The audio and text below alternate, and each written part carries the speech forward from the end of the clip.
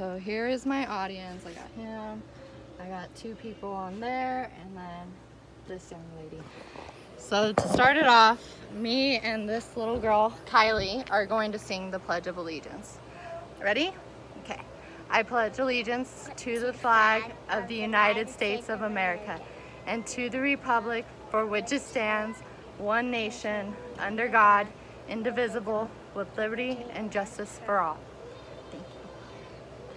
The Pledge of Allegiance is just one of the historical acts of patriotism that makes up the foundations of the United States, along with the American flag, our military, and even our president. In today's society, patriotism is at a downfall. America stands divided between its values and morals of what its nation stands for. As kids, we all grew up reciting the Pledge of Allegiance with our right hand over our heart while facing the American flag.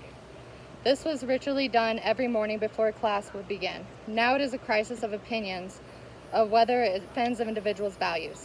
Now, if Americans disrespect this ritual by sitting down or taking a knee to show that they refuse to participate in this act of patriotism, one of the foundations of being an American citizen of the United States. America is under attack, whether it is simply reciting the Pledge of Allegiance or respect for our American flag, our military, or our president.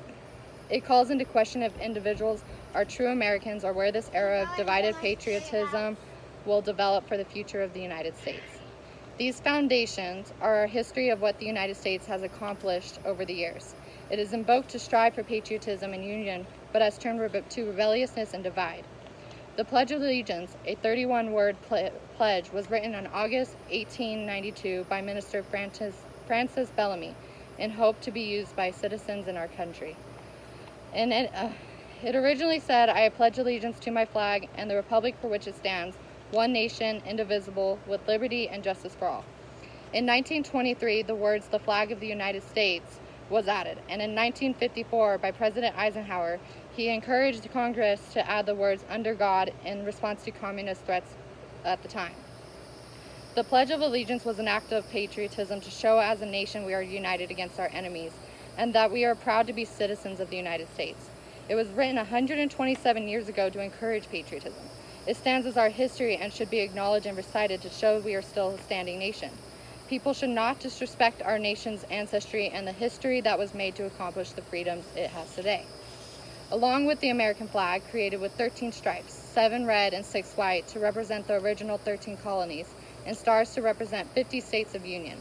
What most do not know is the symbolism of each color. Red stands for hardiness and valor, white stands for purity and innocence, and blue stands for vigilance, perseverance, and justice.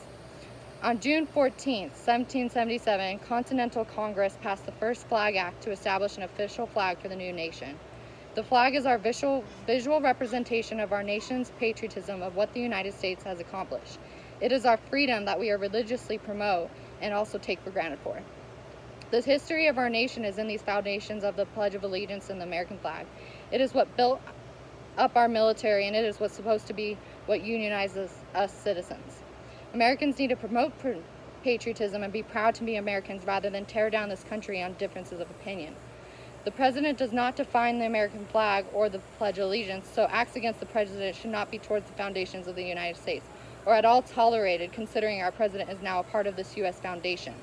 If individuals do not agree with certain acts, they should not target the history of this nation. Citizens who do not agree and voice their opinions and protests are not correctly using their freedoms of speech, but are disrespecting their country, and this should not be tolerated. There is a line between opinion used with freedom of speech and acts against the nation, creating an anti-patriotism and divide. In conclusion, American citizens need to establish a respect for this country, for the American flag, the Pledge of Allegiance, the brave people who sacrifice their own freedom for the safety of others, and our military, and our president. We need to be proud to call ourselves American citizens and stand up for all of these foundations. Thank you.